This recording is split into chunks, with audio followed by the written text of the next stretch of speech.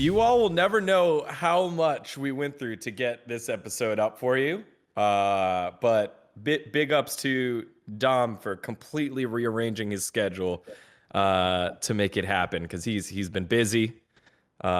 Big ups to LS for finding keyboards, making him appear out of nowhere. This episode is brought to you by just the true grit between two of the greatest minds in League of Legends and me as well. Hi everyone. Episode number 20, I think it's 6. I'm not sure. I've been getting the names right. Week 8 of the LCS in the books. The thrilling week 8. And at the end of 8 weeks of action here in the summer split, we have ourselves 10 teams. All teams still in playoff position. Don't worry about those on the bottom that have almost double the amount of losses as wins. They too have the opportunity to participate in the playoffs as well. The LCS Championship, FlyQuest, Golden Guardians, and CLG. There's a scenario here, y'all, where CLG could actually force a 3-way tie because FlyQuest and Golden Guardians play each other. And then after that, I think both of them play Immortals, and then both of them play like another hard team. I think one team plays TSM, one team plays 100 Thieves. Whereas CLG plays Dignitas, then TSM, and then FlyQuest. There's a world here where CLG sneaks into playoffs, and the Bud Light beheading might be the greatest coaching move in the history of the LCS. So a great run. But we'll get to that in just a little bit. LS, I wanted to start with you, man. How was your week? How have things been for you? Yeah, I mean, it's always, always pretty eventful for me. No, I've been staying at T1.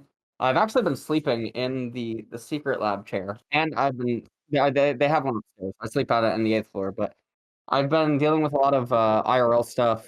I guess I can't talk about quite yet until it's like finished, but yeah, that's pretty much it. So I've just been in Gangnam. I don't really get on a PC. I'm basically on my phone all the time, so that's why I haven't been streaming. Although earlier this week though, I started coaching Special. He switched to LoL.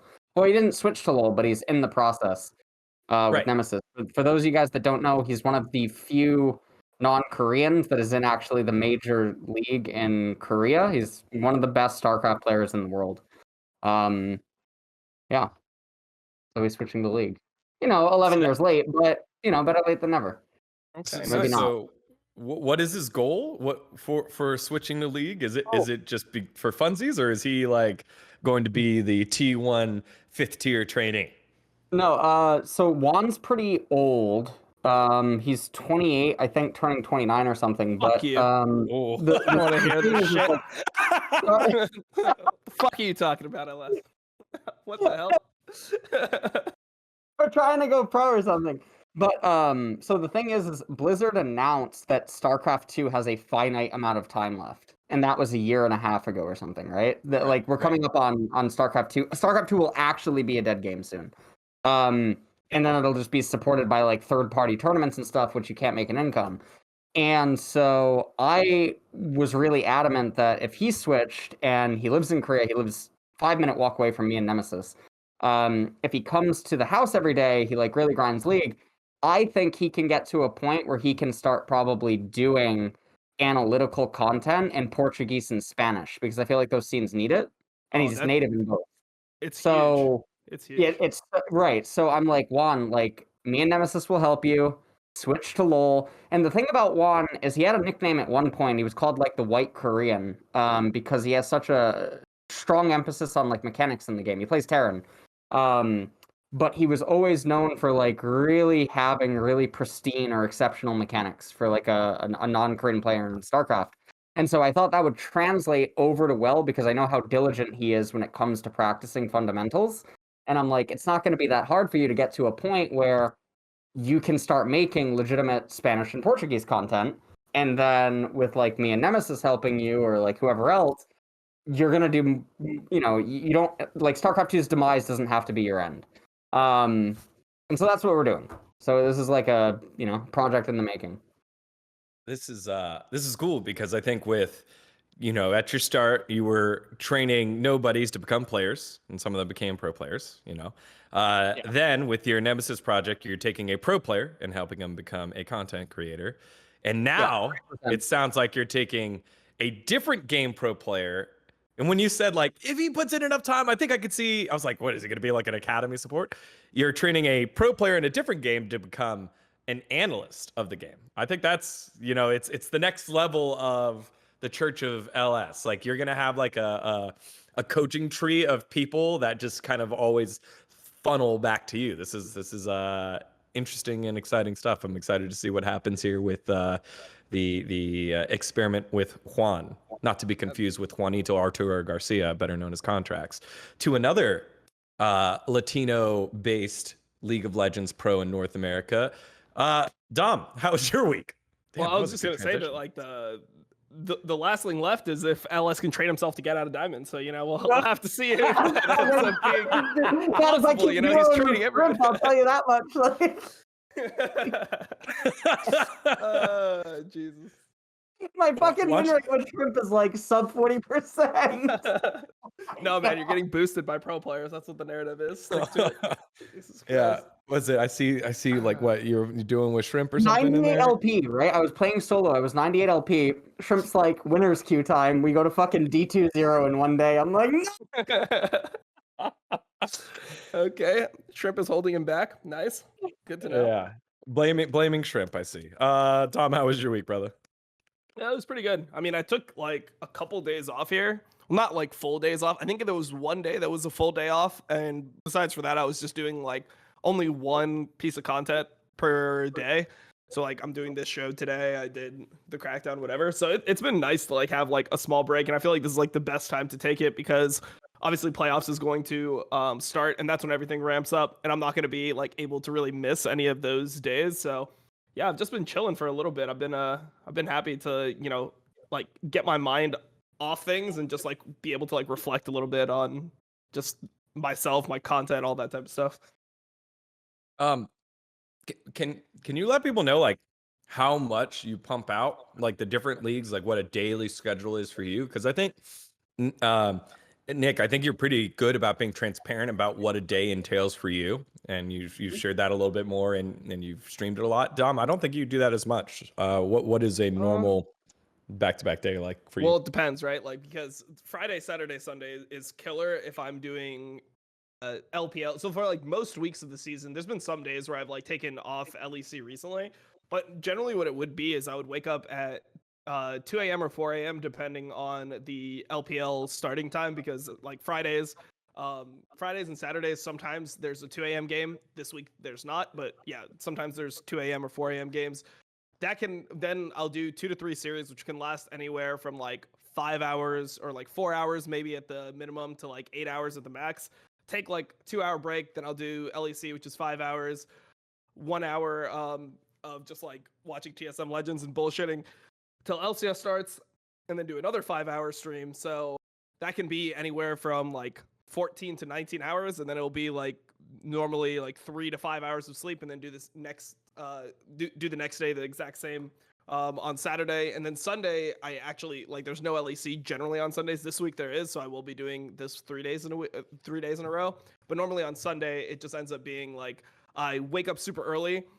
So I'm like exhausted for LPL because the 3-hour schedule of like sleeping 3 or 4 hours multiple days in a row, like by the third day you're just completely cooked. But yeah, I'll do LPL, then I'll get off stream and take a break until LCS, and then like that'll be like the hardest days of stream grinding. But then outside of that, I'm doing like LPL during the week. It can be anywhere between I think the minimum I'll do is like 4 days of LPL a week. The maximum I'll do normally be 6. Do Facecheck, do the Crackdown. I have obviously meetings with Esports 1 because like all the contests that we make on that site, like I have meetings about like what do we want to do for the week, how are we going to promote it, what's like the goals. So there'll be stuff like that. And then also like I'm managing my editors for my clips channel and for my main channel. So yeah, I mean, it just ends up being, it's not like I'm doing too many hours, because I would still say I'm probably only like working like 220 to 240 hours a month, but it's just like all the extra stuff. And then like the breaks in between don't feel like breaks. If you are doing like like LPL and then you have like a 2-hour break and then you're doing Facecheck and then there's like a 1-hour break and then I have a meeting, it doesn't feel like I actually had 3 hours off there. You know, it just feels like I'm just getting ready for the next thing that I'm doing. So yeah, it's been pretty crazy this summer. Yeah.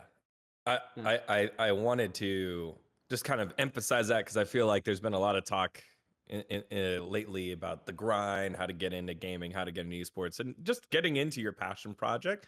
And so, like the average work week for 5 weeks in a month, you work 40 hours a week. That's like 200 hours. So when you're putting in an extra weeks of worth of hours at least, is a ton. And then you talked about taking the break, which is important too. I think a lot of the time we glorify the grind and stuff. And there's times where you need to sprint. It's called sprints, literally called sprints. But when the League of Legends season is always on, plus now both of you taking on multiple different regions, I think it's also important to take the time to reset because, you know, World's coming soon and it's always fun to dive into the other regions and see who qualifies on in and their own playoffs. I liked seeing each region's finals and what their production was like to see like, damn, look at Turkey do this or look at Brazil do that. Look at the stadium. Very much like the Karmine Expo, whatever that was, the Karmine Corp in-person finals. It was crazy. Can you speak to that a little bit, Dom, for people that don't know? And man, Joe, LFL see if you is can like pull up a. so crazy. I mean, the basis of it is Karmine Corp is like owned by a streamer, and then Solaria is also owned by another like streamer. Maybe it's like like a few streamers, but it's like LFL has just ridiculous viewership. I've been watching it, and just the amount of like passion from the fans is something that I can't even really fathom because it seems like LCS fans are almost like embarrassed of liking the LCS. Honestly, like I'm not even saying that as like a meme. Like I actually feel like LCS fans don't even like proudly promote that they're like LCS fans anymore because it's such like a negative thing in the community. But LFL fans are just absolutely insane, man. You hear like the horns going off in the crowd, like. And when I was watching like Karmine Corp's stream, like their like individual, because like their co-streams are like actual streams. Like they have like casters on the co-stream, you know, like they have their own stream deck and casters on the co-stream. So like in their crowd, like anytime anything happens for Karmine Corp, everyone just loses their shit. Like they could get first blood, or it could be like a 1-for-3 situation, or they could be getting stomped and they could be barely like defending their nexus. Anytime anything happens, people just lose their shit. It's the most like crazy phenomenon I've seen in League of Legends recently. It was such a cool movement because they had, for those that didn't get to see it, they had an in-person match against Solari, right? Was that what it was? And the stadium was packed. It was, it looked like a finals. It was literally just another, I mean, maybe, I think match.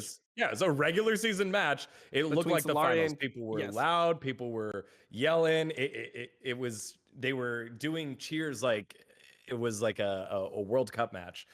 It was super cool. Yes, I know we can come up with reasons like, hey, you know, like for the LCS, we had to go back to online play. But if the LCS moves forward with the finals over in Jersey and there isn't a vibe like that, you just have to wonder like, hey, what's going on with the LCS fans or fandom, or what's going on with that connection? Because it's very clear what the connection is like over with the LFL, which was, again, just energizing to watch. And I hope that other regions continue to bring that type of energy. Ellis, did you have any final ideas on like on the Karmine Corp revolution that's happening and how it could affect other regions, or how, you know, what it says about other regions? No, I mean, obviously, I think seeing something like that means that there's always hope, right, for viewership resurrection or restoration, right? When something is seemingly birthed out of thin air, Right. in modern day League, I think it's like really, really, really rare. I also think that like LCK viewership, you know, 2019, 2020, when it comes to spiking, is also another good indication of that, right? Because LCK is really hard to watch. LPL's slowly but surely increasing viewership. I think these are all good signs. and a lot of people like to scream doomsday about like LCS viewership and stuff. I'm supposed to be doing I think a video. I think I'm supposed to be doing a long form video with Travis, because I had gone on a tangent on one of my streams like a week ago or something. He saw it, and we talked about it a bit. So I think there's going to be a longer form video that I'm going to dive in on that type of stuff, because one of the things that tilts me into oblivion when I read YouTube comments, right? When people like they watch like the clip channels, which are also really popping off right now, right? I think this is another good indication that like people care about like competitive stuff, right? Because all the clip channels are generally centered around competitive-esque drama, usually. Um, the thing that pisses me off is like when someone like me or Dom comments on viewership or what's happening in regions, we're not the average viewer that like checks Reddit on their break at work or like, opens it 30 minutes before they go to bed or something like that. We're living, breathing, shitting, sleeping, pissing. Like, what is the viewership? Who's doing this? Who's streaming at Yeah, I these shit hours? LCS every now and then. It happens. Like the thing is Just comes out. it makes me so upset when these people think that like they're entertaining similar variables, or that they've actually even considered that they've seen the same amount of like things that we have when we make the assertion. So that's really, really, really frustrating. When people like to use conjecture, or they use hunches, and then they turn the hunch into like it is this way. It's really weird. So yeah, I don't think it's as doomsday as people think, even though the reality is that yes, it is happening, like LCS. But I think that LFL is obviously really good. I mean, I think that's an indicator that stuff can always be different. Yeah. Well, here's to better days and maybe a world championship that'll shake things up, plus the world championship in 2022 coming to North America, maybe revitalizing a North American player base and fan base, and reminder of how great League of Legends is, and also the heights that it can be. Let's turn our focus to LCS. I'm going to give you guys one guess each. Which team has had the best record over the last 2 weeks? Which team has had the best record over the last 2 weeks? Oh man, it's gonna be like Immortals or TSM, I think. Maybe it could, man, Dignitas is randomly winning it. I'm gonna guess TSM. Okay. LS? I'm gonna guess that's 2 weeks. I was gonna give a give a hint that doesn't matter. Hold on. Is it Golden Guardians? Okay. All right. I was gonna say this team is locked in a playoff battle. It is not Golden Guardians. It is not second place TSM. Don't worry, TSM fans. We have our segment talking about them today. It is actually, Dom, you were close, Immortals, sitting at 5-1. There are 4 teams, I think 3 teams that are 4-2 over the last 2 weeks. But Immortals figured it out. Destiny getting himself the MVP of the week last week. I saw a couple of you guys get it right. I saw some of you also put CLG. You guys are trolls. Leave CLG alone. Immortals sitting at 7th place, 5-1. Coach Gihoto, the team, someone there on the staff. Let me read. Let me get it actually correct. But someone on Immortals caught COVID and forced the whole team to go back into online play, where they have found high levels of success. And they beat Dignitas, they beat Evil Geniuses, and then they beat 100 Thieves 3 games in a row here to go 5-1. And I think the 100 Thieves one was interesting to me because it was a snowball of a game and showed that this squad knew how to snowball a lead. They did kind of fuck up the end a little bit. I think they tried to end and they got repelled, and then they eventually finished. But they snowballed the lead and very much punished FBI, who was unable to play. I think FBI was playing Callista on that game. And Insanity looked good. Like, this team looks like what we were saying about Golden Guardians when Golden Guardians picked up Licorice. I was like, wow, this team looks revitalized. It looks like they figured it out. Insanity looks great. Revenge looks great. Raze remembers that he has hands. Destiny looks good. Like, Xerxes bringing the experience. I kind of wanted to dive into thoughts about this team, given the fact that they just went through a tough week and went through unscathed. Dom, we'll start with you. Yeah, I mean, I feel like they've been like the same team for a while now, where they're just generally speaking, the players on this team like don't have super high ceilings. Like, there's no one on the team who I think is top 3 in their position, but they play decently well, and if they don't get far behind in lane phase, then they're fine. So I think that they're kind of like an upgraded version of the FlyQuest like academy roster that we've been seeing, where when you look at Immortals, you know that they don't have like the best laners. Like, every now and then a laner can surprise, or they can get like a kill in lane, but just in general, they're not going to be super strong in that phase. So if they get out of lanes, then they're going to be one of the better teams mid to late game. I feel like they actually have some idea of what they want to do in games. They have an idea about setups. Like, their comps make a lot of sense. And yeah, I mean, I think if their ball lane isn't a liability, which it wasn't this week, then I think the team could potentially even place like top 5 in playoffs. What is the ceiling for this team, LS? Well, I mean, I don't think they can ever break. It's so weird, right? Yeah, that's why I asked weird. you this question specifically.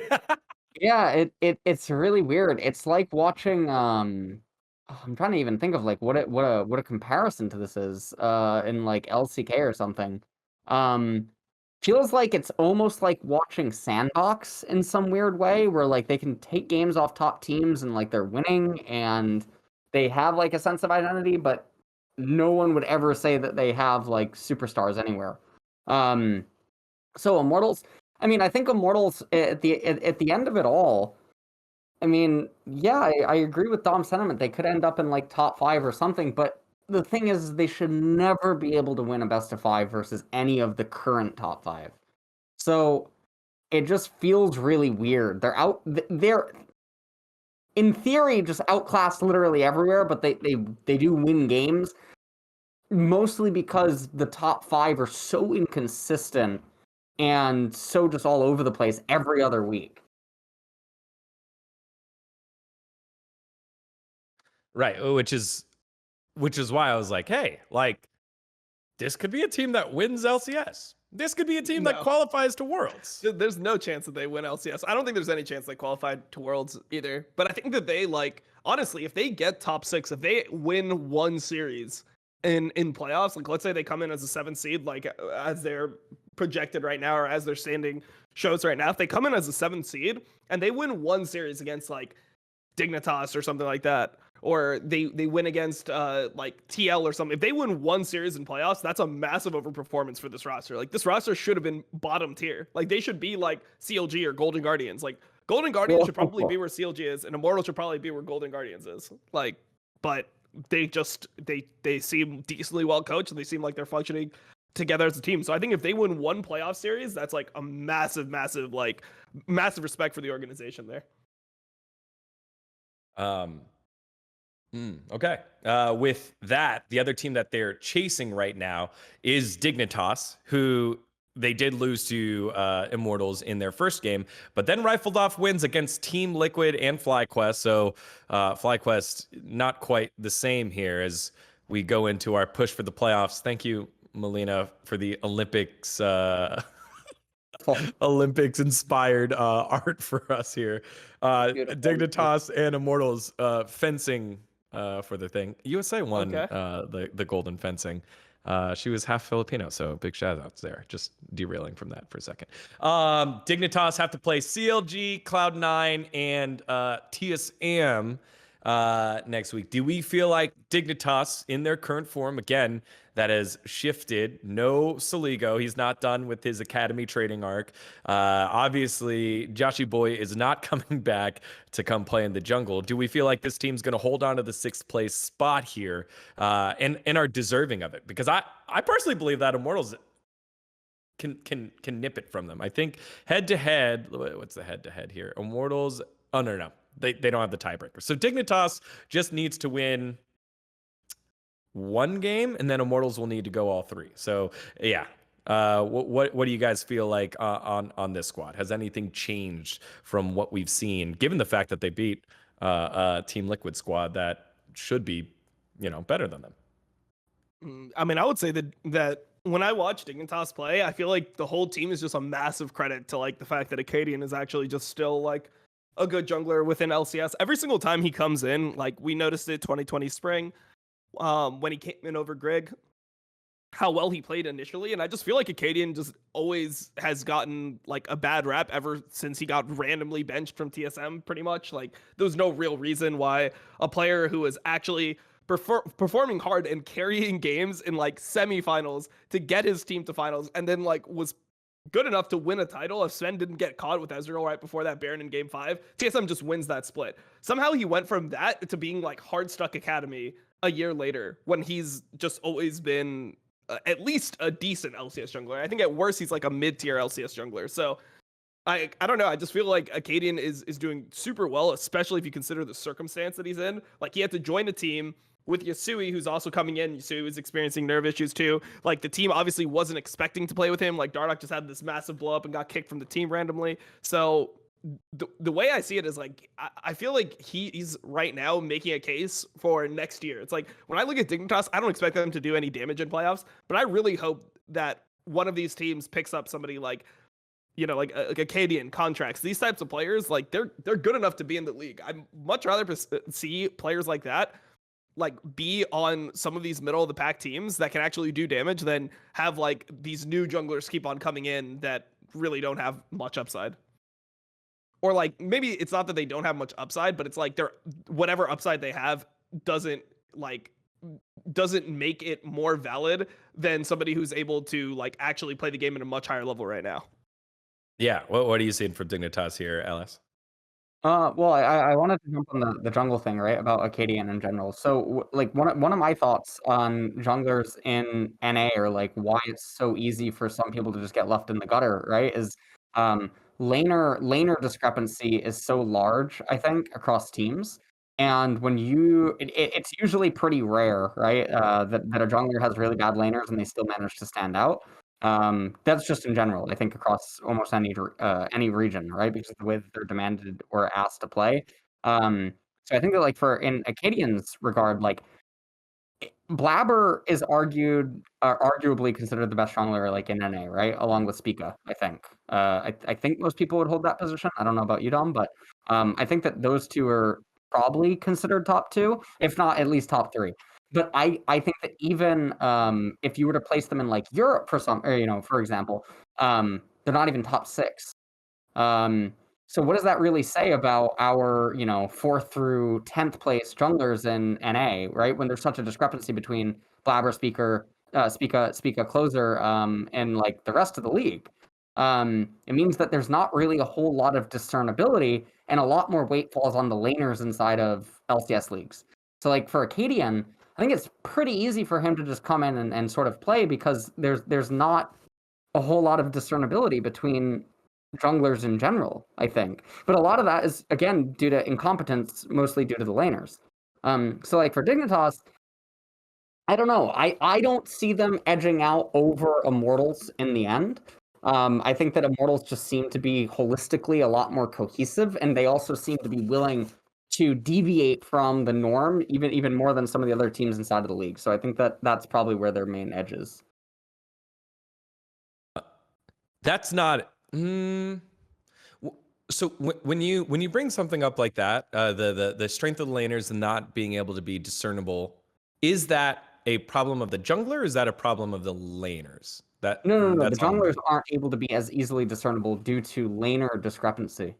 What I would say there is, like, I feel like Acadian has actually made a lot of difference when his laners have been laning poorly. So that's like why I give him so much credit. Is I know how hard it is to jungle with bad laners. Like, fuck, man, I played on Curse, right? So like when I see somebody like Acadian have to deal with that, it's like for him to win a game, like for example this last game that we saw him win, for him to win a game like that on Volibear, he has to like get like 4 or 5 ganks off and like dives off in the game. Like normally junglers might not even make one gank happen an entire game. Like everything could be a team play. Maybe it's like he'll do like a 3-man dive with his mid laner, or support will join or something like that. But the fact that Acadian is like he's finding so many angles and he's affecting the game so heavily from the jungle position, I give credit to that, because it's like, man, he's not getting like carried by, it's not like his laners are putting him in positions where he's able to just like piggyback off of it, where you know, like if you're playing with a laner that's super dominant, they just shit on the lane so hard that you just show up at any point and it's like the guy's half HP, missing his flash, like no TP, and you just murder him, right? Like he's not in those situations often. So like he's being able to find angles that are like very like they're not there for very long. Like they're very small windows that he's able to execute on. So that's personally, like as a jungler, it's something that I respect a lot because I know how hard it is to actually find those angles in games where, like, you know, if he makes a wrong move, if he gets counter ganked once, the game is probably over for Dignitas in a lot of situations. If he ganks a lane and the enemy jungler's there, or he loses his flash, or his laner dies, or they get 2v2'd, the game just probably ends because they're not having a natural advantage anywhere besides for sometimes bot lane. So I respect it at least. Got it. Thank you for that clarification. Because yeah, it's with the few amount of regional games that we have, and plus there was no Rift Rivals this year. We didn't get a lot of NA versus rightfully so. Yeah, that's what I was going to say. Rightfully so. We don't get to know, like, hey, how do these players stack up? Again, remember, like Jose Dioto, great at Worlds, and now was benched for NXI, who played well for a little bit. And you know, how do we really compare form between players? So let's look there. We'll move to the youngins playing basketball over there, CLG, Golden Guardians, and FlyQuest. And let's start with FlyQuest because they made news yesterday saying with their final playoff push roster, they are going to go with Kumo because they don't have another option in the top lane. And then they swap out NXI and Triple for Jose Dioto, the pride of Argentina. Is it Argentina? I'm pretty sure it's Argentina. Yeah, it is. Argentina, and the next coming of North American mids, Palafox, back on in, with then keeping the bot lane duo of the Academy squad with Tomo and Diamond staying in there. Did we feel like this move was going to happen? I thought Jose would come in, but I thought Triple had done enough to hold his spot off against Palafox, but Palafox comes in and will also join this starting roster. How do we feel about this move, LS, for this FlyQuest squad that caught lightning in a bottle for a little bit and lost it over the last couple of weeks? I feel like this is probably, I mean, FlyQuest, they have to stick with something, right? I mean, I just feel like everything for them in general, though, is pretty much a disaster. So it is kind of rough, but I think this is probably maybe the best iteration that they can really hope to get. I mean, I've always been pretty adamant that some of the choices that they made in terms of player selection just made literally no sense. And that, you know, I didn't know why certain players were brought over. So I feel like this iteration of the roster that they're going to end up running with in the end is probably their best chance. But I don't think you have to be a genius to know that that team is obviously a mess internally, or just by looking at everything that's happened with them, right? Not just this split, but like how they're playing throughout the entire year, in terms of discernible gameplay. You look at a team like Dignitas or Immortals, even when you have like Dardoch removed, or even you have like modern day Acadian, you can still see signs of like the thing I always talk about, the camaraderie, right? They seem to have a mutual interest in mind. I think when it comes to FlyQuest, that I don't think that's ever really been present. I mean, CLG's had it a few times. But like, I think for FlyQuest, it's just really not there.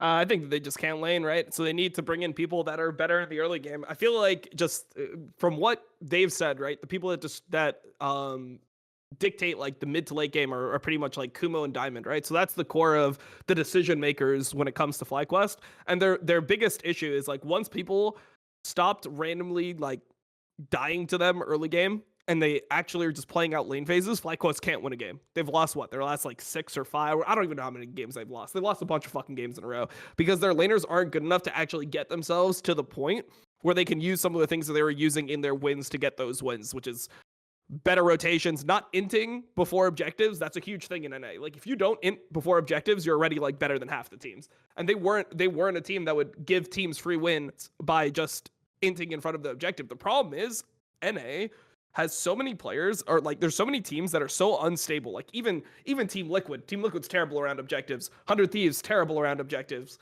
Right.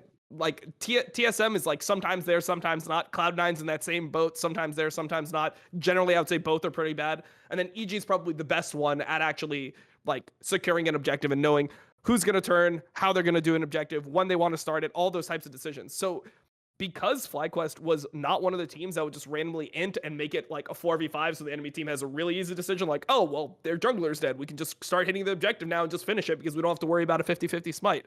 Because FlyQuest has now like been pretty much figured out and people don't even let them get to that point with any semblance of like a reasonable goal deficit, they need to bring in people like Palafox that are able to at least get some better lane phases so that they're able to get to that point again versus some of these teams and pick up some wins. So I think that the decision makes sense. I mean, I assume that it's just because of what they said in interviews, because Kumo and Diamond are the ones that are really making the plans and figuring out how they want to play the game out as a team, since those are the guys that are like the brains of the team. You don't want to change either of them, even if their lane phase isn't the best. I would say bot lane's probably been their most consistent lane in terms of early laning, so you have to change mid in this situation, even though their mid laner wasn't playing poorly.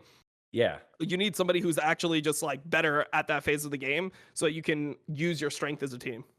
Yeah, and that's what feels kind of tough for me about this swap, like, because I didn't feel like Triple was playing poorly. I think NXI started off very well and then fell off very hard afterwards. And again, he's young, right? He's your young player, came from that 100 Thieves, the original 100 Thieves next roster. So like he's got time on his side. With Triple, he's already been to Worlds before. He's been an all-star before. So I think I wish that he would have gotten a different type of chance. That was his chance, and that was a chance, and I think he did okay with it, but the circumstances require someone else, as you said, to hold lane a little bit more. So this Jose bring in, I think, is where I'm like, all right, well, that makes the most sense for me. You get a little bit more creativity with Jose Diodo in the lineup in terms of how to utilize these lanes that hopefully aren't caving on in super early.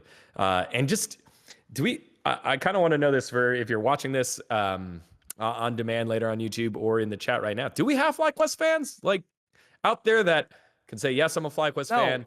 And like what kind of change it's been from last year, right? Last year's roster, and even the years before that, to this year's roster, where it's like, hey, you knew you were taking a risk. You knew that they were trying to be efficient, and you knew it was going to be some sort of grind out of it. No one is a FlyQuest fan. You have some Jose Diodo fans, and that's about it. Like, that's the reality with all these teams, and that's just a huge failure in general with the LCS, is that when you look at, like, professional sports, like the NBA, for example, you actually have people that are fans of teams.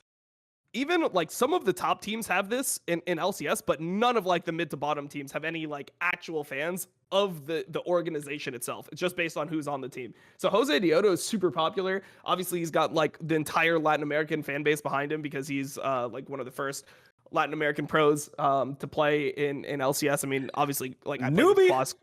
Yeah, I mean, Quas was probably like the OG one, but because he played pretty much his entire career within North America, and that was like, and he even played before imports were even a thing. No one really like he didn't generate that entire fan base where like Jose Diodo got popular for his play within LLA and at Worlds and representing the Latin American community at Worlds, and now he went to FlyQuest, so he brought a lot of that fan base with him. So I mean, I think that like this is just the issue is that no one wants to watch content. Here, let me give you a stat. So recently they've been releasing YouTube videos. When they release like YouTube videos with other players on the team, they get roughly 1,000 views. Now, a month ago they released Professor Jose Diodo's Spanish quiz. It got 100,000 views. So it's getting like they're getting like 1,000 views, like 500 to 1,000 views with anyone else. They put Jose Diodo in the video, in the title, thumbnail, whatever, 100,000 views. Like that just shows that no one cares about FlyQuest. People just care about Jose Diodo. Yeah, the player base thing. I think before no, because FlyQuest has been around for a while. I'll just be interested to see what happens after a losing season with FlyQuest and what the fan base does from there. Again, with currently in the driver's seat of this playoff spot, let's see, FlyQuest has dominated CLG 4-0, so CLG does not have it. The tiebreaker against Golden Guardians 2-2. So actually, this first matchup here on Friday, tomorrow, is going to be a huge decider who has the tiebreaker between Golden Guardians and FlyQuest. So let's turn our attention then to Golden Guardians. my favorite team, who are gonna make playoffs. Currently scheduled to possibly make playoffs based on the outlook of the matchup here against FlyQuest. 12-30. That's a playoff team. 12-30. They made the swap with Licorice, but they did get dinked a little bit on Friday's match against CLG. They had a massive lead. CLG dug deep, was able to get a couple of steals, then came in with the flank, and Chime kind of went in a little too early. Had the chance to talk to a Blaze Olive afterwards in the player scrums, and he was like, hey man, like, I appreciate Chime shot calling us through this. He took responsibility for his own play, but he said that Chime shot calling us in there is what we need to continue to do and what we need to continue to learn from. They did end up going 0-2 for the rest of the week. So an 0-3 week there, 4 games dropped in a row, but their fate in their hands with matches against FlyQuest, then 100 Thieves, and then Immortals. What do we feel like about this Golden Guardians squad opportunity to make playoffs here, LS? I mean, this is some of the stuff that makes me kind of feel pretty bad about these bottom teams that have such abysmal records, but they're able to make playoffs, right? I think the sentiment was shared about a year ago, when it happened. Like, it just feels really bad. It doesn't It's matter. even worse this year. It's even worse this year because it takes into account spring and summer. So before it was like just summer. So like, you know, the last couple weeks might be more hype because they were such like big parts of your overall record because there's only 18 games. Now you're dealing with spring. Like, look at these scores, bro. People are going to have over a 45 game split. You're going to have like 27% win rate, and that's going to make you get into playoffs. That's fucking disgusting. I mean, it's super gross. I obviously, like, the thing is, I don't think it matters, right? They just get eliminated first round. So it's in a weird, I don't know, it just feels really weird. I think LCS should do away with this super large playoff system thingy. It just seems so bizarre. It should just be a top 6. Okay, I was going to say, is it just a top 6 or is it top 8 only counting summer? I think it's just a top 6 because otherwise stuff starts to get real. So top 8 means that there's more chance for games to matter, right, in the later weeks. Whereas top 6, you can sort of like have an idea. People can get eliminated earlier than the final week. So I guess is this like LCS's own idea to like try to keep hype going? Like, guys, we're already dead. I feel like it's the opposite. I feel like it's literally it kills hype, right? It's the opposite, but I think the idea would be that it would keep hype. I mean, the last match of Sunday, like the last match of the regular season, is the FlyQuest versus CLG match, which could be the tiebreaker or lead to tiebreakers for the final playoff spot. This could be literally the latest a playoff spots haven't been decided in LCS history. Like that in theory, that sounds exciting, right? Look, this is so my theory on it is this, right? Like, normally LCS has always been trying to model themselves after like professional American sports. It's been a huge part of like the way they do the analyst desk, the broadcast, everything. Like, that is the idea behind it. And they saw like NBA and stuff putting more teams in playoffs, and they're like, oh, that's kind of hype. But the thing is, like, those teams have way bigger fan bases and people just care about them way more. Like, it works for the NBA because people actually are fans of those teams that are coming in. And the thing that I don't understand is, like, when they added those teams to the like playoffs in the NBA, it's still like closer to 60% than it is to 80% of the league getting into playoffs. So it's still pretty much what like we had here in terms of top 6 making playoffs in previous years. So I really like dislike it. I think that the combined, like, if you want to do top 8 makes playoffs, then I feel like you don't do this combined spring and summer bullshit. Like, you just do just summer, and then that actually matters. Right. Because when you combine playoffs like this, none of these teams that are actually fighting for playoffs actually have the same rosters that they had in spring, right? Like, FlyQuest is two out of the 5 are the same players, right?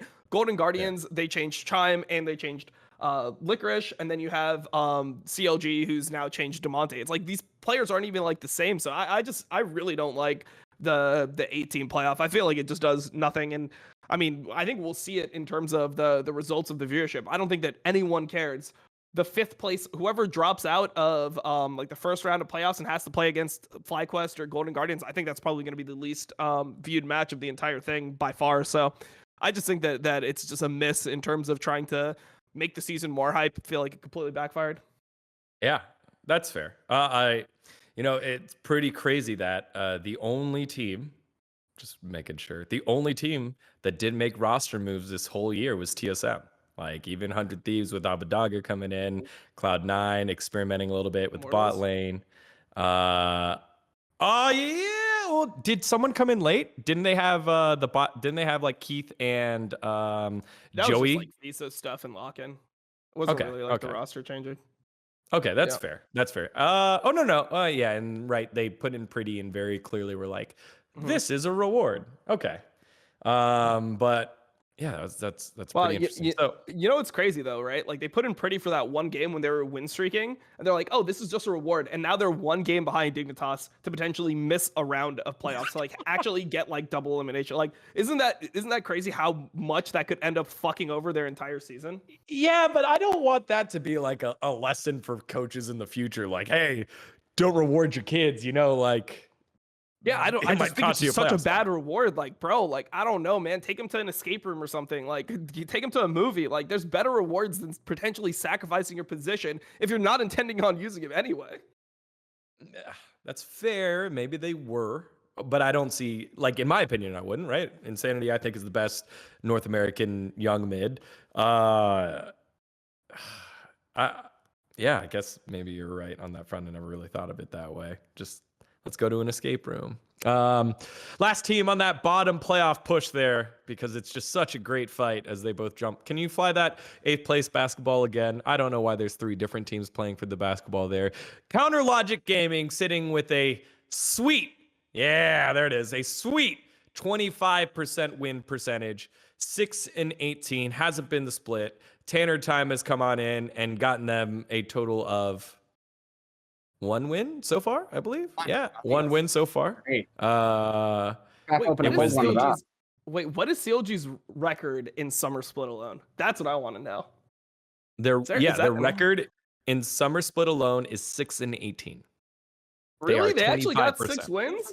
Hold on. Oh wait, that means they're going 0-3 this week. Fuck. Wait, they're smurfing. What does that 6 and mean? 18. They get one That's way win better for than I every thought. 3 losses, but they're due for 3 losses first. Yeah. No, because they won at the beginning. Wait, they lost 2. They're on a 2-game losing streak. Oh shit. Okay. The only teams that they have winning records against are Golden Guardians. They have won the series 3-2, so they have the tiebreaker. And the other team they could possibly have a winning record against is their first match on Friday against Dignitas. They are 2-2. So this is CLG's best chance, best opponent to get a win. And if they win on Friday, we assume they lose El Clasico against TSM, even though they won, the one before the Bud Light beheading. There's a solid chance they go 2-2 here, or 2-1, and force this 3-way tie, which I think is going to be super. That's fun. what I think everyone wants to watch. Yeah, I want to see it. I'll be Tiebreakers posting on the last day. Yes, sir. Well, this is what Tiebreakers I'm- on the last day for the last place. No, but this is what's actually hype, right? For me, I'm like I'm interested to see if they're able to break the current viewership record on the mainstream. So there was one match on the mainstream that had 30K viewers. So I want to see if we can hit in the 20s for an LCS match for tiebreakers between like Golden Guardians and FlyQuest. Can we get like a 27K on the mainstream viewers on an LCS game? Like that would be hype for me. I'm down. There's no way. There's no way that it gets that low. Because like it would have to be Golden dGon, you trying to Guardians. bet? I'll give you odds. Yeah, I'll bet. Oh man, LS. I'll bet this. There's no way they're going below 30,000. What is it? Peak Dom, or what do we betting here? You can Like, be at the lowest point of like the stream, like from when draft starts until the end of the game, like until the Nexus explodes.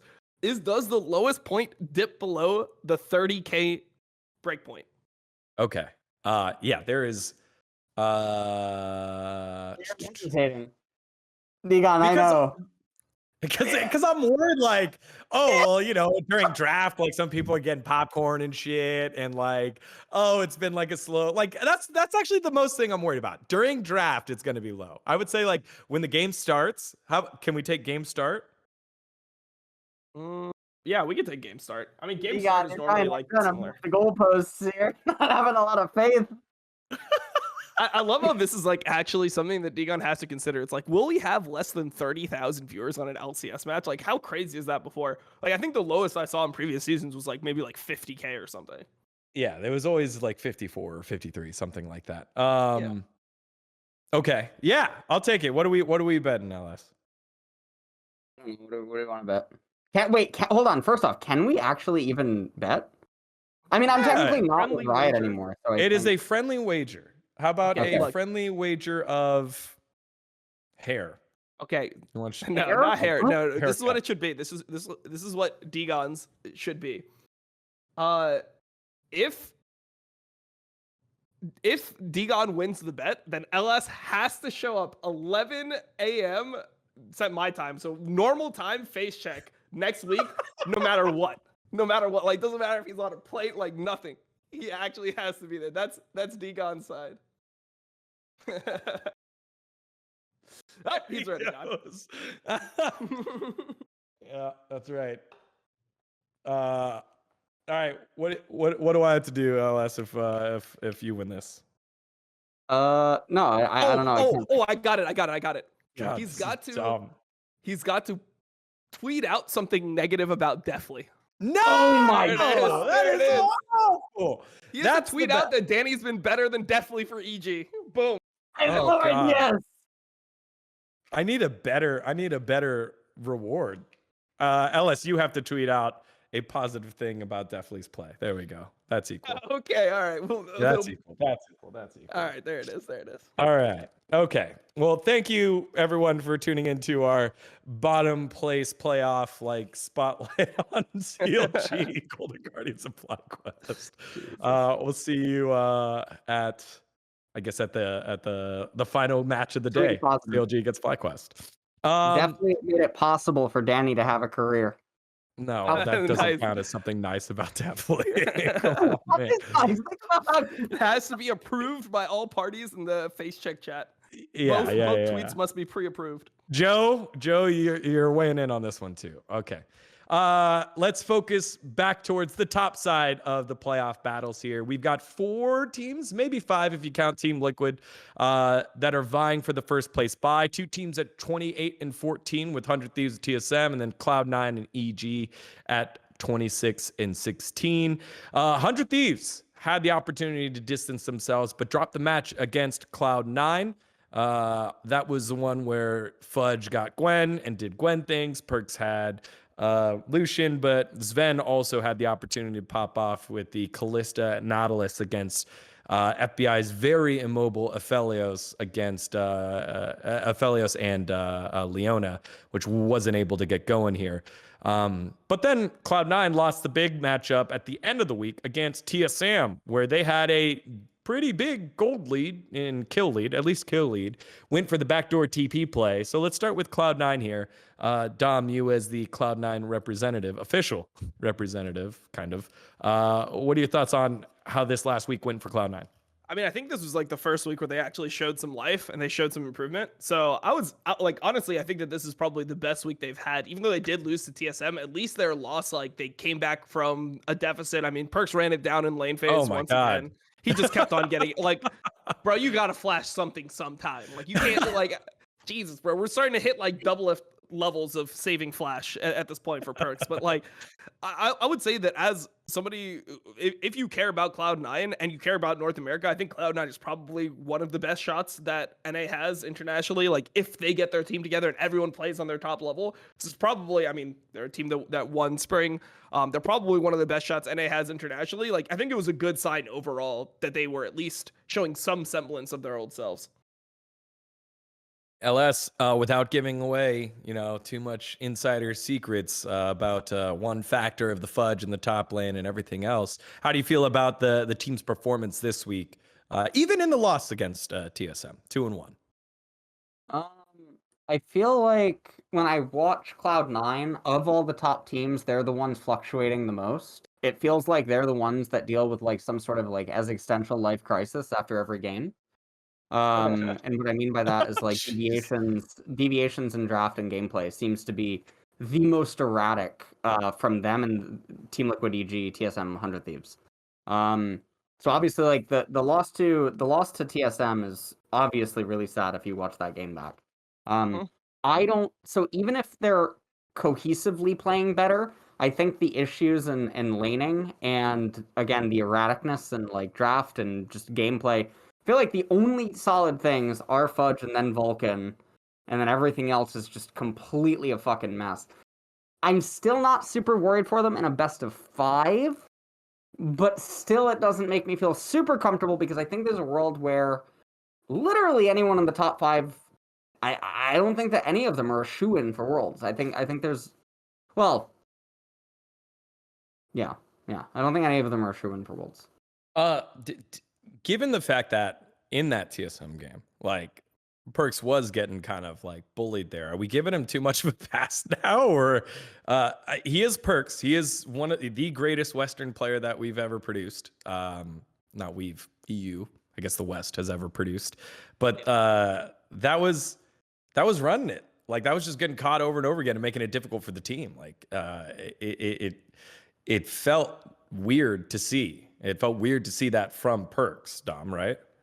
Yeah, I mean, I think it's super weird to see those types of mistakes from him. But like, I don't even know what to say at this point. You just gotta like hope. You gotta get in your massive levels of copium for C9 that like Perks just plays like he did last playoffs. Like that's it. Like you just gotta hope that he gets back to what he was before. And yeah, I mean that's one of like the ways that Cloud9 ends up winning this split is if Perks plays like he did in spring. It looks like Fudge is playing a lot better than he did at this point in spring split, right? Like he's had a good split. So you'd have to say that like if Perks stopped inting, this team would be a better version of themselves in spring, right? So yeah, I think that's like the biggest hope, not only just for Cloud9, but just for NA as a whole, because like which one of these teams do you really believe in besides for Cloud9? It's like maybe EG. If 100 Thieves miraculously figure out how to play a Baron for once in their lives, sure. TSM, if, I don't know, they like Power of Evil suddenly learns how to play melee mids after like 7 years. Like it seems like Cloud9 has the easiest path to being the best team because it's literally just like, hey, Perks, just play like yourself again. Like flash something. I don't care what you flash. Just flash. Just start the lane flash list or something. Just flash level 1. I don't care. Flash something and we're gonna be fine.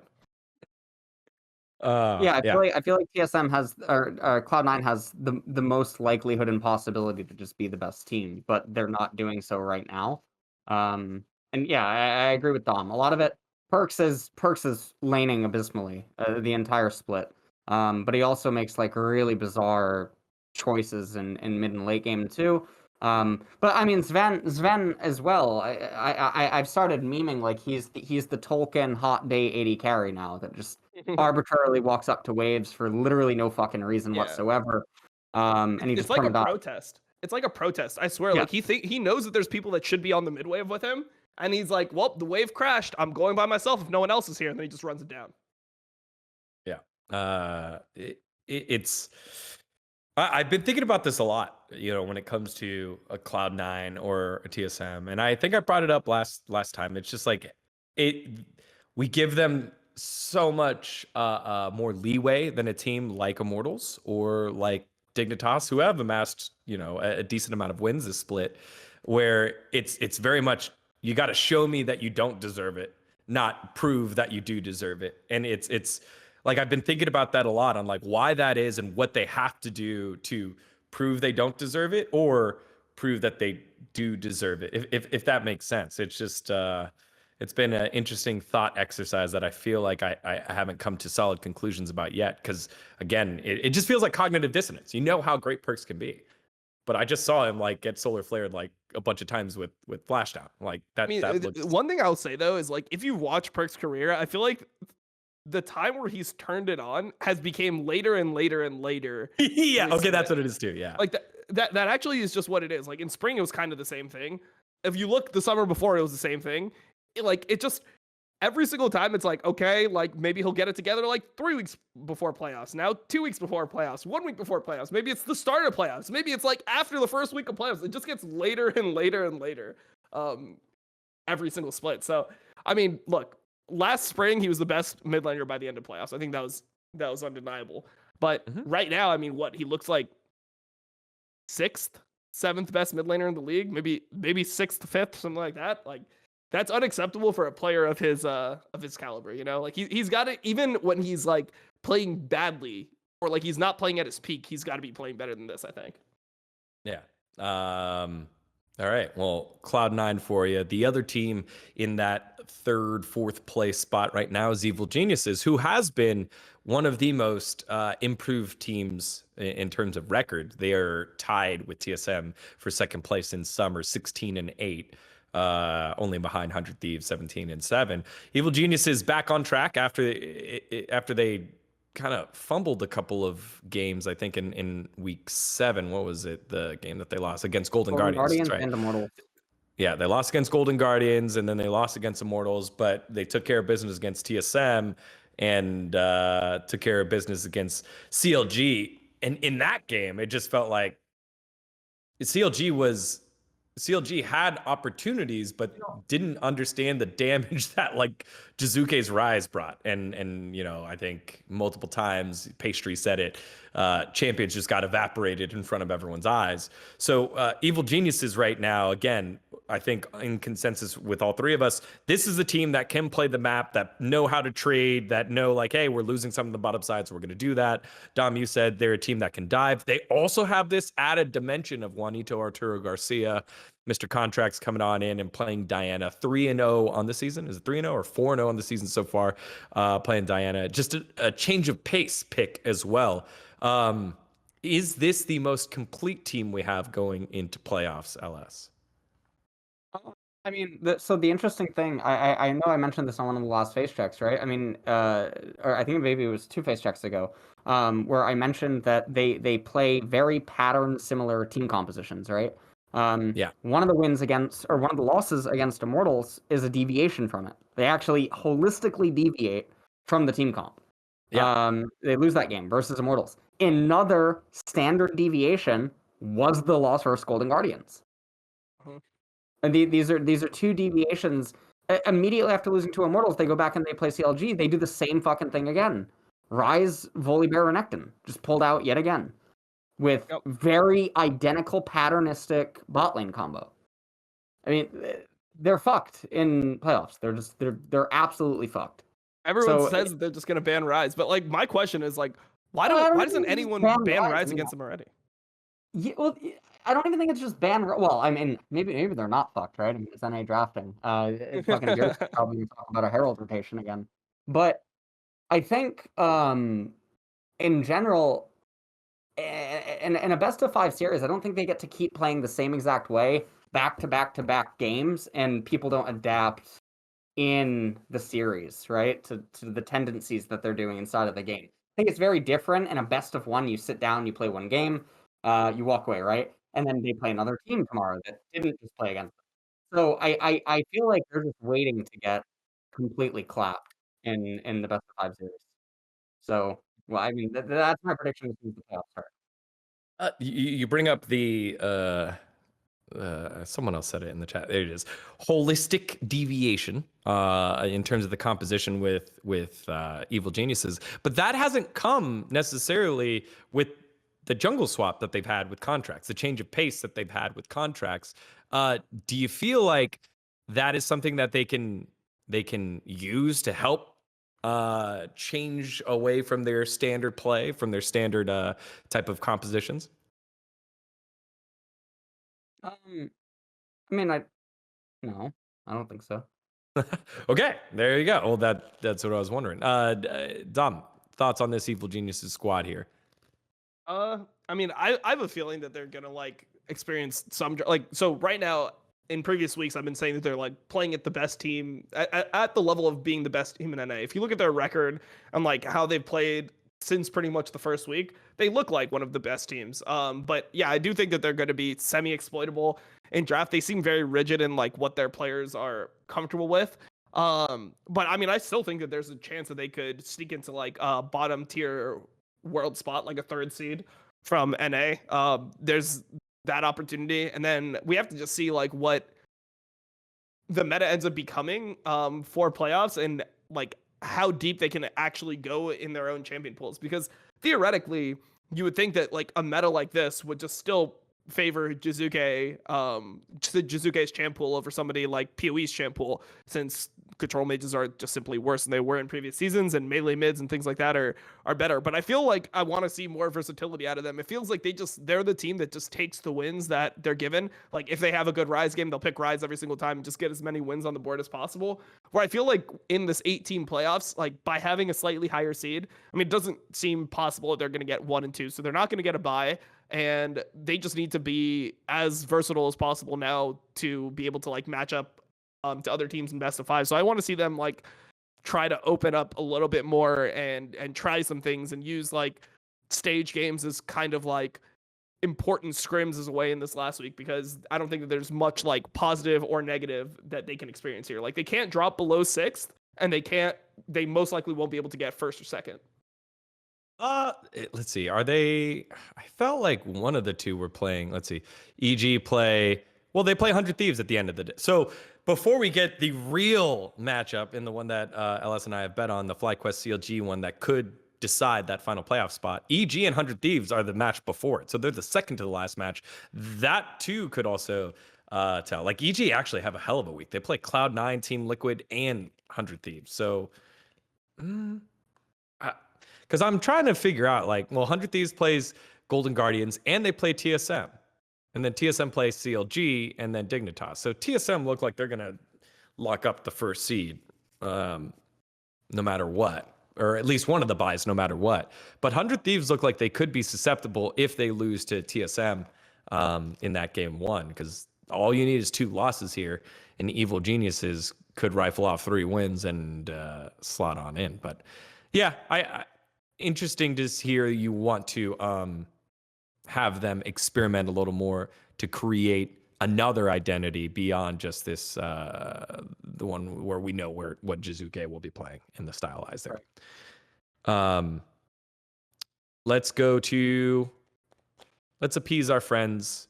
All right, TSM fans, it's your time. I had Melina make this for you. You can go ahead and fly it whenever you're ready, Joe. This is the segment when we talk about TSM. There it is. TSM. What even is that? I just said. Melina, please make me a graphic. Seat? Is that the hot seat? A seat that's on fire? Okay. All right. Well, nice.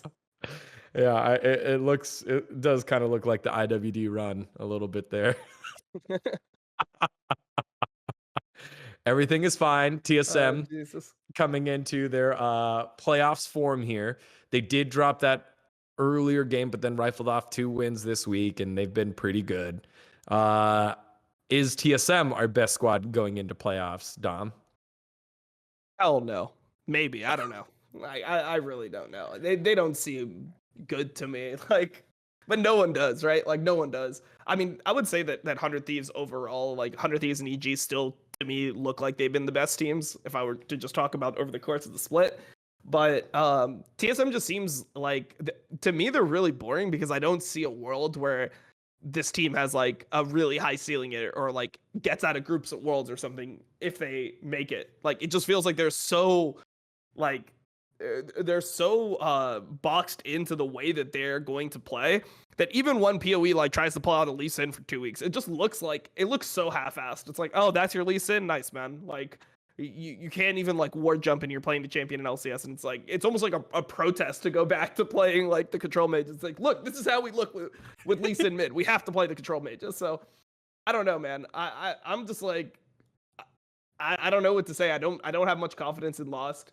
I think PoE is super set in his ways. It doesn't seem like he has any like bone in his body that wants to adapt and like, you know, orientate on his gameplay and reach another level. It just seems like he's so fine just being like the Orianna, whatever guy, Orianna, Azir, Victor, all that type of stuff. And it feels like that's just what we're going to see from TSM. And it'll probably be good enough to get top 3. I just don't think they'll win. The thing for TSM, or go. No, go ahead. No, I was gonna say, like, the thing about TSM is they're the only top team that so consistently gets away with murder. Like, there's so many games where they are dead to rights, or they are just going to, like, lose the game, but then the opponents, it's not like TSM's winning, the opponents are losing, right? Like, that's a saying that I feel like is getting used a lot more lately, but I really feel like it's very apt when you look at some of TSM's games.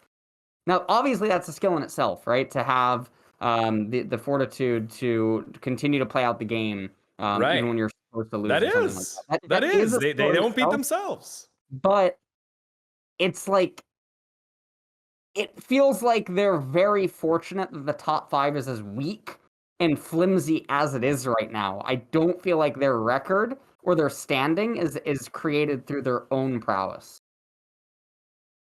I was looking through the champions that Power Evil has played so far this split. He has played 1, 2, 3, 4, 5, 6, 7, 8, 9, 10. He has played 10 champs.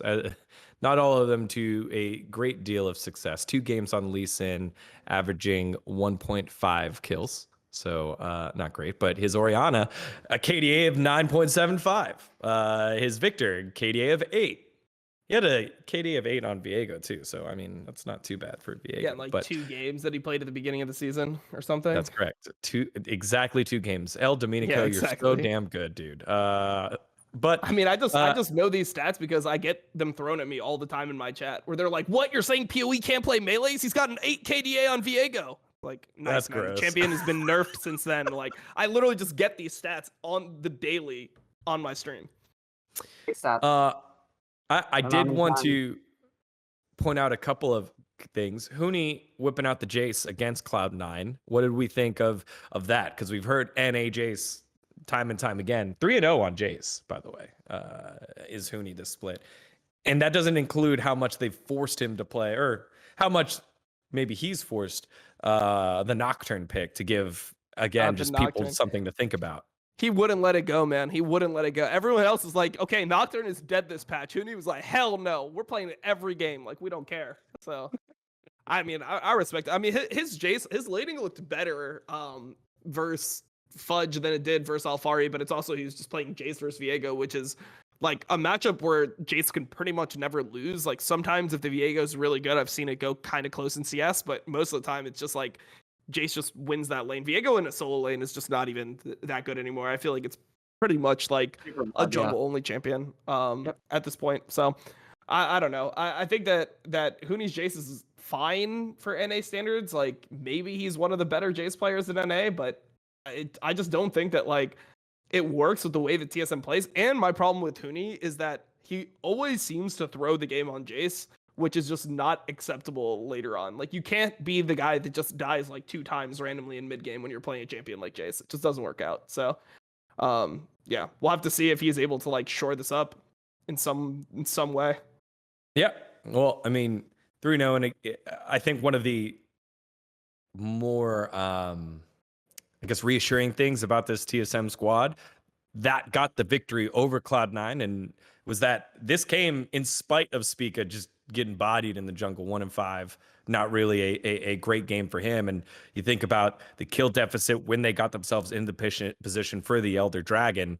And LS, this goes back to your point of TSM's fortitude of not losing until the other team loses to get the win. They won the game down kills, down gold, and what felt like a little bit out of position, a little bit, right? But it doesn't tell the story of the whole game, because they had a massive lead. They're up like 3k gold in the early game, and they could have just snowballed this game cleanly and just won. And they ended up throwing multiple times to the point where like Cloud9 just got outplayed. Like, they outplayed Cloud9 at the end of the game. But there's so many ways where that just doesn't end like that. Like, what happens if Fudge just TPs, PoE TPs, and then Fudge just walks back towards Elder Drag? What happens if that happens? Or then Perks TPs and then they both just walk. The game ends, yeah. Like, that's not something that makes me feel confident in TSM's play. Like, they had the lead. They were snowballing that game. If they're a competent team, they would just win the game off the snowball. And yeah, obviously, if Cloud9 was a competent team, they probably would have like flashed one of the 8 Leona ultis mid and not die so many times. But it just makes me like not really happy with either team, which is like, I guess it goes into what Azale was saying about how people are so negative about these LCS games. But I just think that a lot of fans are holding LCS to like a higher level, or a higher standard than I guess like LCS feels like it should be held to. LCS fans. I'm wrapping my head around that. Maybe. I mean, LCS fans are holding to higher level than what LCS feels like it should. Maybe. Yeah, I think I've thought a lot about this. I think it's like not the fans. I think it's like the casters and like the like. So LCS wants it to just be like, hey, like it doesn't matter the quality of play. Like forget the whole quality of play thing. We should just be based off like the entertainment value of the game. But I think that it's impossible to watch LCS and view it as like a league that's going to have to go to Worlds, and it's going to be in a tier 1 league. It's treated like that. It gets the same amount of world spots as EU, for example. It's hard to watch like these games and then be like, oh, it's not going to end in a train wreck again. Like it just looks. And it's like after so many years, you just expect a higher level of play. I think the reason why like LFL is so hype, like we were discussing earlier in the show, is because LFL is in the context of a regional league. Like for a regional league, it's really good compared to like what you'd expect a regional league to be. Like LCS is supposed to be the same thing as LPL, LCK, and LEC. It's just supposed to be located in North America. And when you think about how many resources, how many players are coming through, all the contracts and everything, I just think that people expect more than what we're getting. That is a much more filled explanation. I co-streamed a fourth division league with Nemesis a week ago, I think. Right? What's 4th division mean? 4th division is like university. Okay. Mhm. Yeah. So we got contacted and asked to co-stream a 4th division league. I had more fun watching the 4th division league because 1, I had no expectations of the players. 2, because I don't have expectations and I don't have like a standard, right, brought on by the level of the region, I don't feel as bad about blunders or mistakes, but also I felt like I was getting more excited about correct things that they were doing rather than being like, okay, well, it's expected that you should do this, right? Which is in like LCS or something, LEC, LCK. So it was in a weird way a lot more enjoyable to watch, but not. I mean, I didn't echo this. Nemesis had the same thing. That I think a lot of the problems with LCS is there's an expectation of the region that's brought on due to being that it is the It's like there's 4 brothers, and then LCS is just like the one no one likes. You know what I mean? Like there's LEC, LCK, LPL. And then there's LCS. It's the one with the drug problem that the parents are like damn, like you're still on that shit. Like, you made it to Worlds though, right? Yeah, and you made it. You won Worlds, right? Yeah. Shows up to the family dinners. But, my dad got a tattoo with the 4 of the sons' names. There's 5, but I mean. That's pretty good. That's pretty good. I think okay. It goes back to what you said earlier when we were talking about staff and coaching and lost knowledge between turnover of players and turnover of careers for coaches and whatnot. Like it just feels like the cycles are there. And so I think when you've been watching it for a while or coaching or influencing the scene for a while, and to have it run into the same kind of thing, it always feels different when you're in the space playing and on the team. But for us that have had consistency watching it for a bit, it looks like the same kind of thing. And I think that's why the expectations have rose where,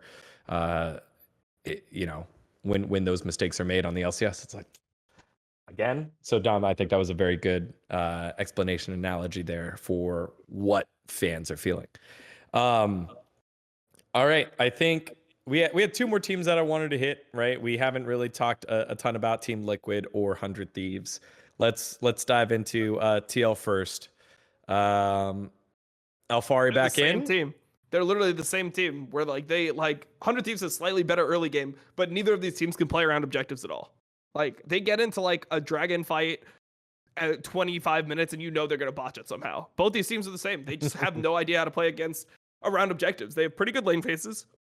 Mhm. They have pretty good players overall, but they have no idea how to fundamentally play out a team situation around an objective, whether it be a turret, a dragon that's really important, a soul, whatever, a baron, none of that. So yeah, they're literally the same team.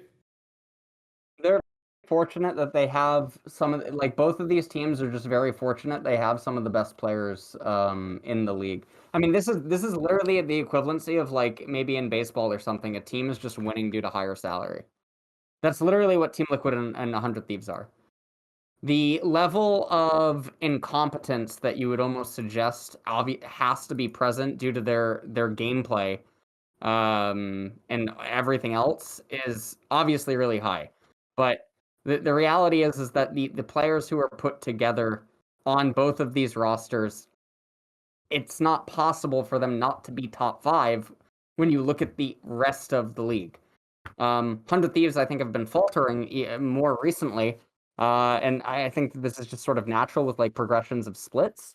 It's nothing to call doomsday over. Obviously, like people like to reference T1, right? Because one of the sayings about T1 is that you have 2 world caliber teams on T1. If you use all 10 members, there's 2 world caliber teams. So the only time where you call doomsday is like when you have a team like T1 and they're not top 3. Obviously, it is actually kind of doomsday. That's not normal, right? Right. Now T1's obviously on the up and up right now, but it's not normal if they're not really high. Like if a team like Live Sandbox or, you know, Breon or like random teams are placing higher than something's going on because your 5 players are so much better than the rest of the league. This shouldn't be possible. Now, fortunately, in North America, it's sort of not possible.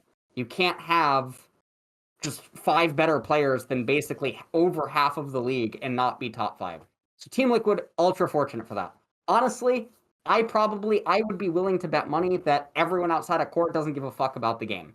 Or at least not to the same level that maybe he does. This is sort of conjecture, but I think maybe Alfari does. I'm sorry, maybe Alfari does. But again, it is sort of conjecture. But it's something that I think when you just watch the way that they play, the way they go through the motions, what they do inside, and now Proby's fucking gone, which you know I'm a little bit pissed about. There's sort of that there. 100 Thieves, I don't really know, because they've made some changes, right? They've had coaching staff turnover, and yet same things are still there, and all the other yada, yada, yada, right? And obviously, we talked about the impossible questions that interviewers propose to players, right? So even if people like cite things about like these types of interviews, What do you expect the player to do on stage? It's like, actually, I think my teammates don't give a fuck and we'll probably do as a team. I mean, half of us are waiting to see when like contracts expire and you know, most of us are trying to leave, but you know, we'll have to see what actually happens in the upcoming. Like, they're never going to say some shit like that. They're going to be like, well, you know, all of us are, I'm so sick of hearing like half the answers, man. Well, I mean, we're just working hard. Like, you know, we have our problems and we're just working in and day out so that we can end up performing better come playoffs. Like, bro, I'll literally just do the interviews myself at this point. I'm so sick of these interviews. Like, you never get anything from them. And when you watch like how these teams play, you can tell that there's still issues between teammates because they can't come together and decide what they want to do. It's not like these teams end up all doing the same thing at a dragon fight and the idea is bad and they can learn from it. It's that like no one trusts each other and every single time it just looks legends. like a clusterfuck. I just had to jump in because there were morons that will use the most insane conjecture to reach conclusions. But then and obviously I'm referencing like it's either TSM subreddit or fucking TSM comments. I don't remember where the fuck it was. They're saying like obviously I react to TSM Legends every week, right? With Nemesis. I don't know about you. I think a lot of people do. I think a lot of people like react to it.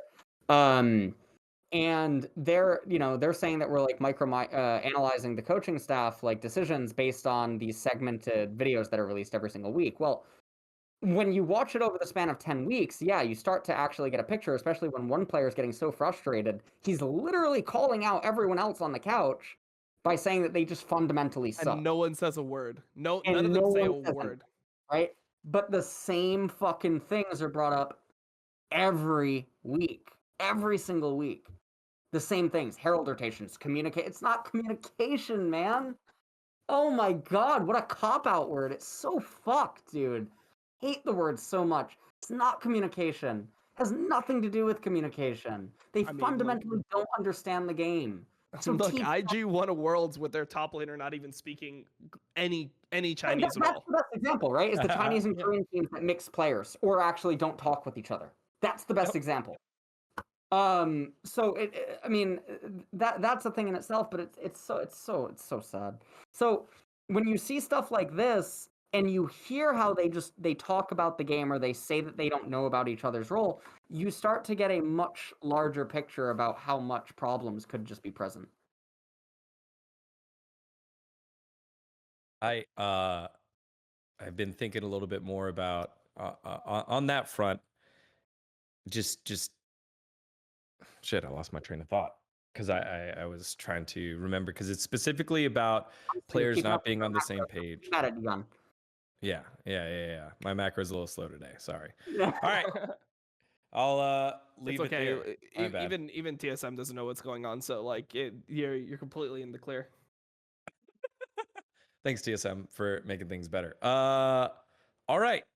Well, we've hit every team. There was one more thing I wanted to do before we closed it out on this week's episode. I guess two more things. We'll check in on LS in a little bit. Let's do our playoff predictions. Who's going to make it into playoffs and what slot? So Melina made us these really nice playoff cards here. There it is. We have our LS cam, our Dom cam, and the dGon cam. So we'll start with you, LS. We're going to slot you in who you've got and what spots. So A1 is 1-4, or no, is it 3-4? Is it? Yeah. Wait, so where's the buy? Yeah, the buy puts you at B1 and B2. Okay, so B1 top is two. first place. So the top two teams go B1, B2. Yeah, B1 and B2. And then third is A1, fourth is A2, fifth is A2, sixth is A1. Mm-hmm. Okay. Joe, and can you there's only clarify gonna that? be. All right. Okay. Yeah. So who you've got as your top six and where do they go?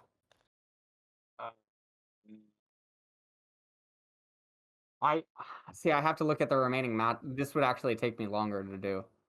I'd have to look at the remaining matches. Take your right, time. and You've got it, man. The stage is yours. I mean, I can start if LS wants some time to think because I think I have like most of mine. I also have to use filled restroom, in. so like I got it. Where do I see all the remaining your time. games like listed out? Go to the schedule here. It's gonna be fucking. Oh my god. Here. Yeah, I don't just know where link to it in- find this. This is the pause chant moment. I'll just link it in Discord here. So like this is you can just click that and then the schedule you can just rotate it between the days. And then Yeah, but this doesn't tell me their tiebreakers and other stuff.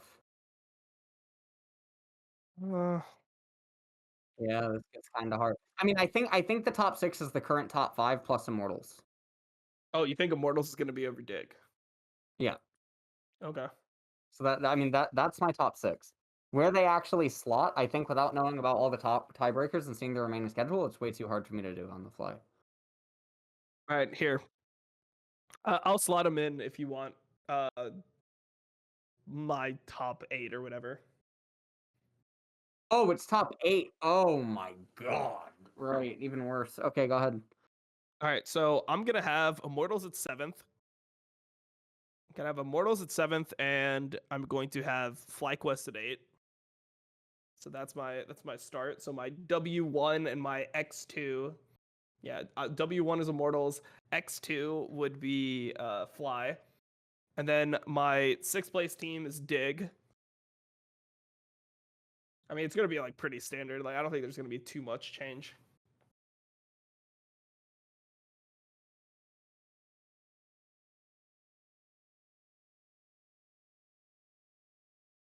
Okay. And then my 5th place team will be TL. 4th place team will be EG. And then my 3rd place team is C9. My 2nd place team is going to be. Hold on, let me check this.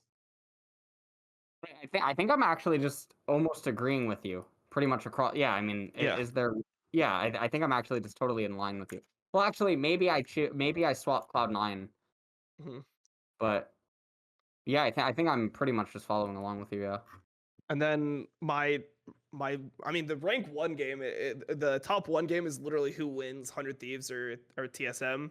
I'm gonna give 100 Thieves first and TSM second, and that'll be my bracket. Yeah.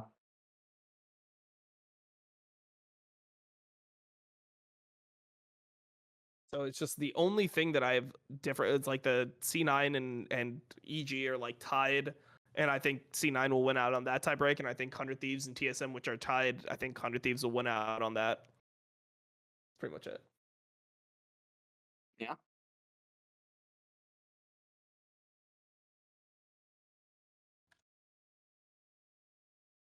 All right. So just for the viewers, this is how the seeding works. One more time. So 4, 5 will play into the 1 seed. 3, 6 will play into the 2 seed. It is not, I'm assuming, it is not dynamic seeding. So it's not like, hey, they pick. Do they pick? Yeah, they don't pick, because normally it would say they pick. So I'll double check and see and get confirmation from someone over at Daddy Rito. Let me double check. LCS Championship. LS, go ahead, fill yours out, even though it looks like it'll be the same. I think it's the same.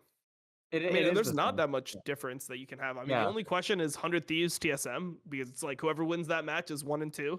So maybe you can Right. put TSM 1, 100 Thieves 2. EG plays Cloud9, which is just 3 and 4. So it's like the winner of that match. So I think 100 Thieves and C9 are going to win those 2 matches, which brings it to that. And then I guess the other one, I think the only thing that LS had different was Immortals over Dig. He's Immortals over Dig. Yep. Other than that, there's no deviation. Out.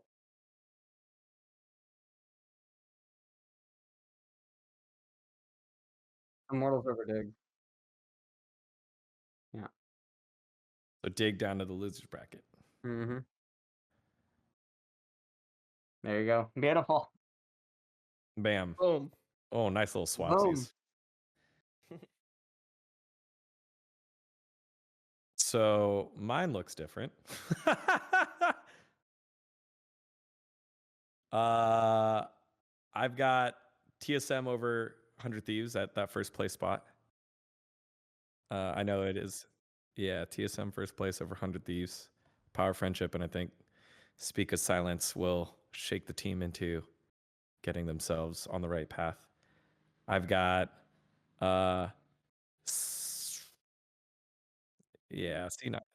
C9 has a tough one too, right? Because C9 plays Evil Geniuses. That's basically straight up. But Evil Geniuses has a tough week too. I've got C9 over Evil Geniuses. C9 third. Yeah, Evil Geniuses fourth.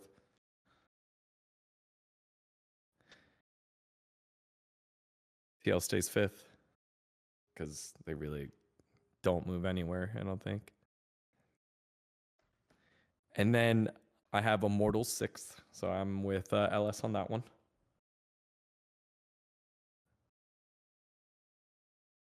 So that puts Dignitas in seventh.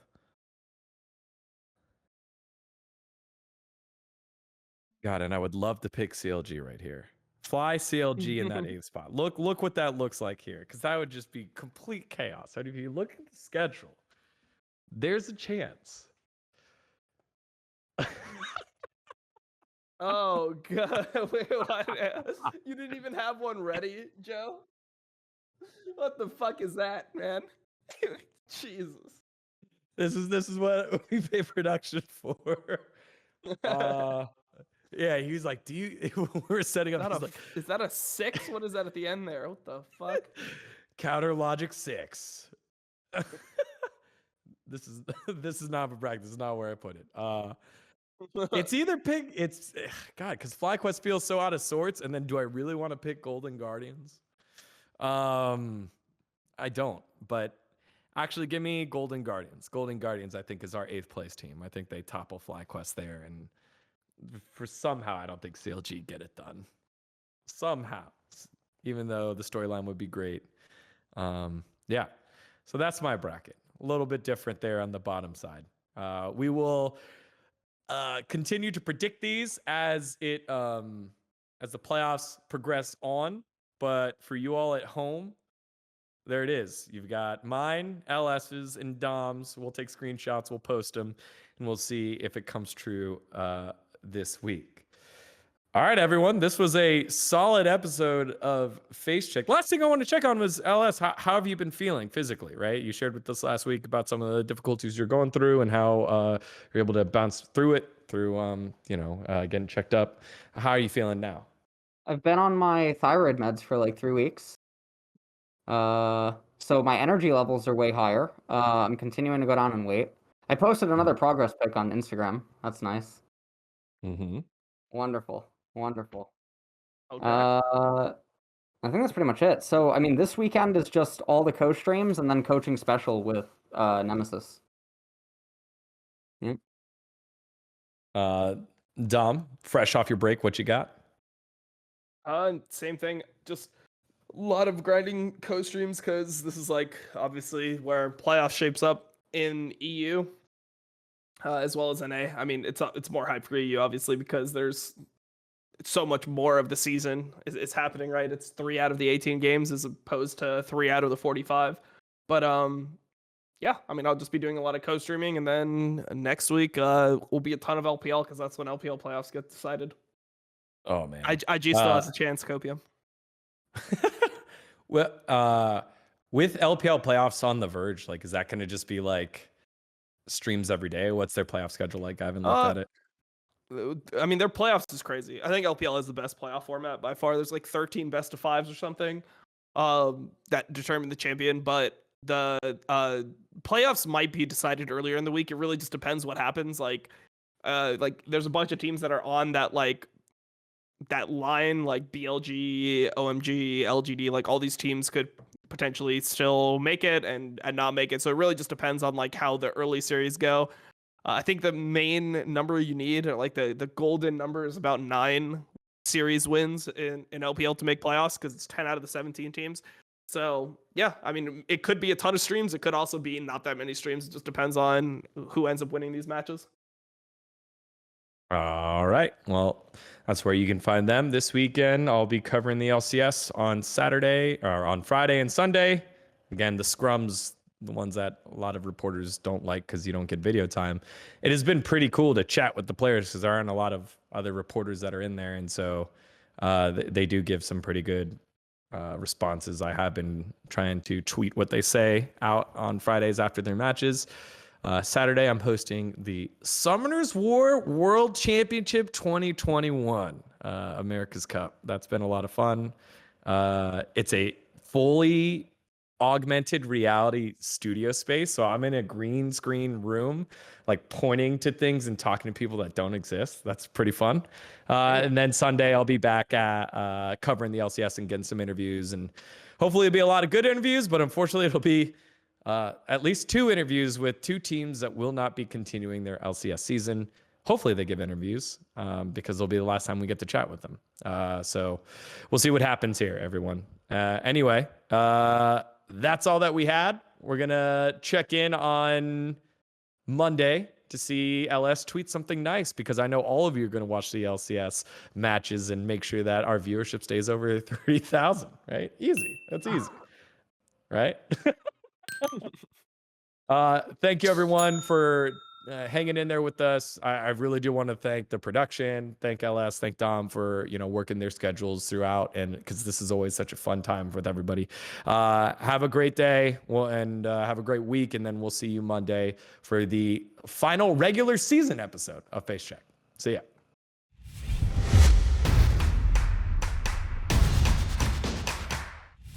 Thanks so much for stopping by. Make sure to see what else is happening on VENN by looking through our news and videos.